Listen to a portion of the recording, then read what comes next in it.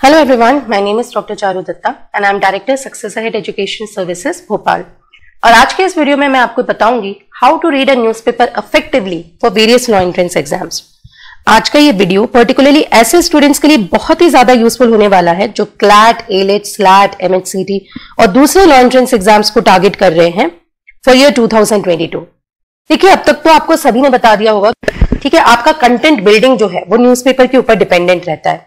तो इस पूरे वीडियो में मैंने 5 पॉइंट्स को हाईलाइट किया हुआ है। You can say I have divided the video in 5 points that are student should keep in mind for effective newspaper reading. देखिए, पहला क्वेश्चन जो बहुत सारे बच्चों के दिमाग में आता है वो होता है which newspaper we should opt for. Which newspaper, कौन सा न्यूज़पेपर हमारे लिए सही है। तो बच्चे कंफ्यूज हो जाते हैं कि कौन सा न्यूज़पेपर हम फॉलो करें। तो देखिए, कॉम्पिटिटिव एग्जाम्स के लिए मैं 3 न्यूज़पेपर्स को बहुत अच्छा मानती हूं। वो है द हिंदू, दूसरा है आपके सामने the Indian express,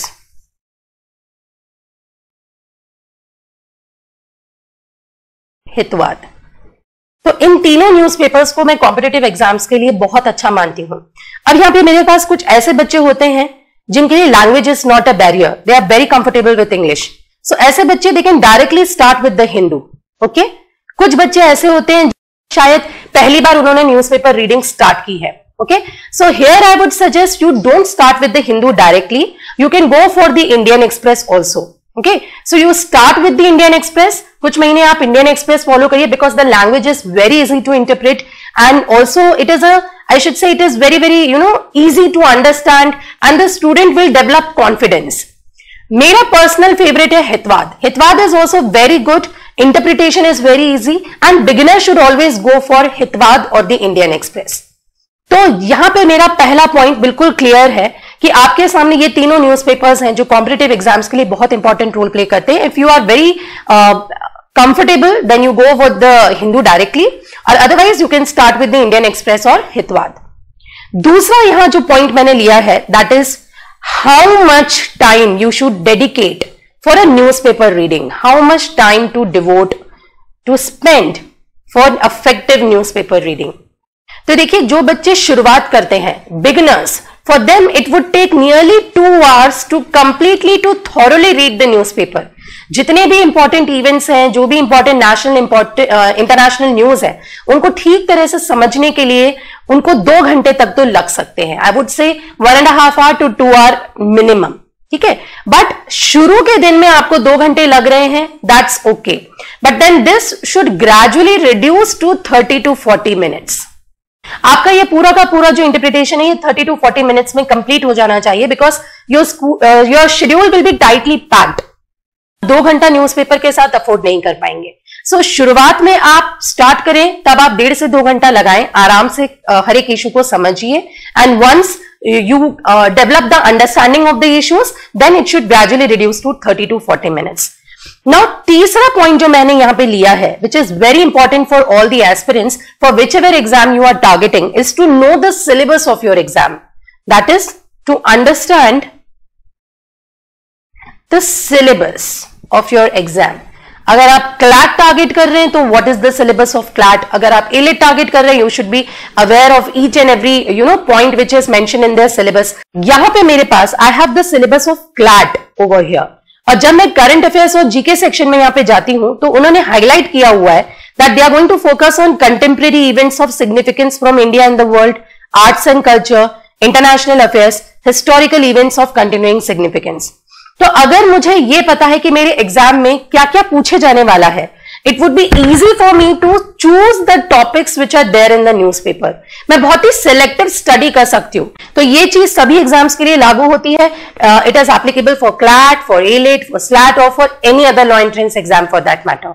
now once you are aware of the syllabus for your exam, then you come to the 4th point, what to read in a newspaper. तो स्टूडेंट्स को पता होना चाहिए, सिलेबस मालूम है वो ठीक है, पर उन्हें ये पता होना चाहिए कि किस तरह से हमें न्यूज को सेग्रीगेट करके पढ़ना है और कैसे न्यूज को हमें अवॉइड करना है। तो पहले मैं बताती हूं कि कौन कौन से टॉपिक्स को आपको फोकस करना है। You have to focus on all the issues of the national and international events हैं, वो आपको इन डिटेल कवर करना है।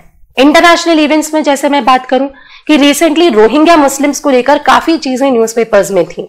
रोहिंग्या मुस्लिम पॉपुलेशन है जिन्हें यूनाइटेड नेशंस कहता है वर्ल्ड्स मोस्ट परसिक्यूटेड माइनॉरिटी, और म्यांमार की मिलिट्री इनको काफी ब्रूटली हैंडल करती हुई आई है।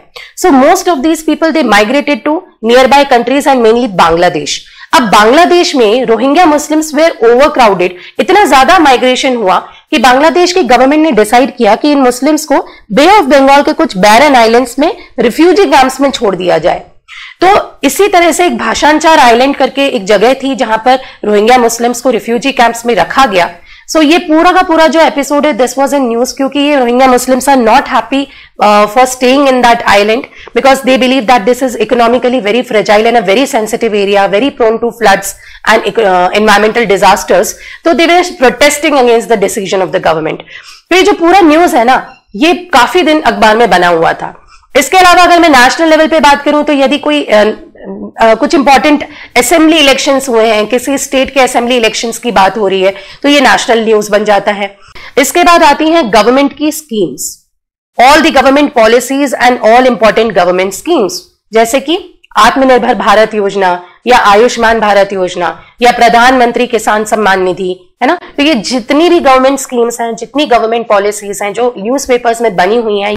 इसके बाद आपको पढ़ना होता है supreme court and high court के डिसीजंस के बारे में।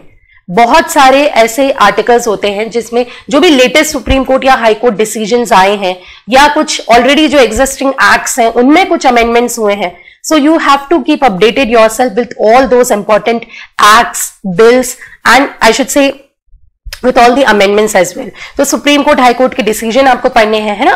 एक्ट्स में जितने भी अमेंडमेंट्स हुए हैं या कोई नया एक्ट पास हुआ है वो सब आपको ध्यान में रखना है, ठीक है।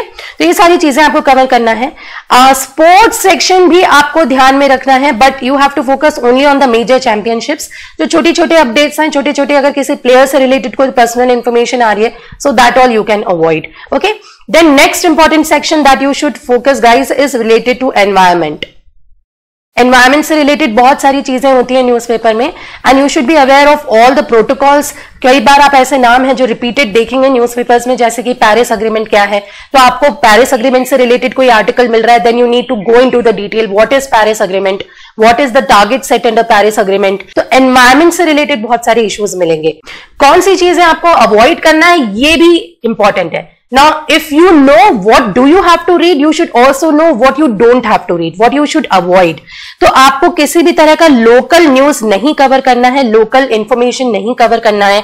If it is any political news की इस पॉलिटिशियन ने ऐसा कहा या उस पॉलिटिशियन ने ये रिमार्क किया, that is all you need to avoid.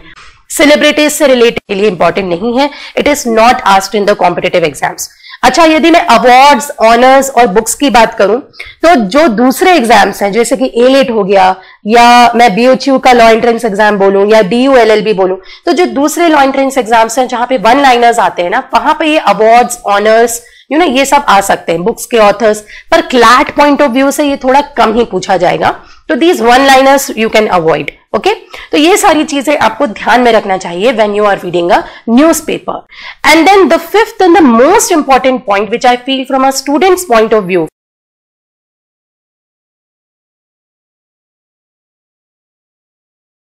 How to make notes.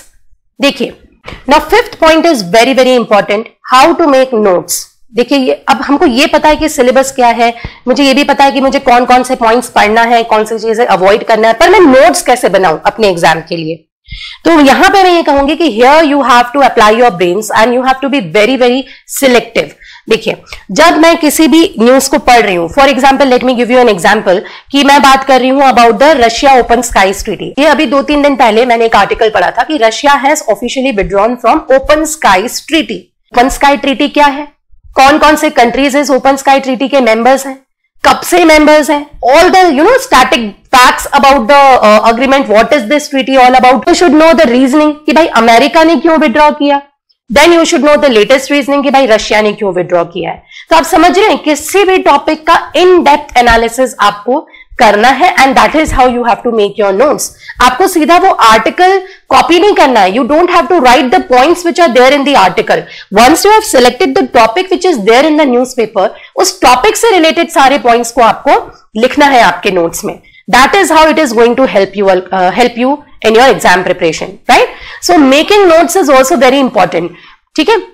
क्योंकि अगर आपने पढ़ लिया है, अब हमारी कोई फोटोजेनिक मेमोरी तो है नहीं, and we are not super computers कि एक बार हमने आर्टिकल पढ़ लिया तो it is going to be there in our memory ever lasting, ऐसा तो है नहीं।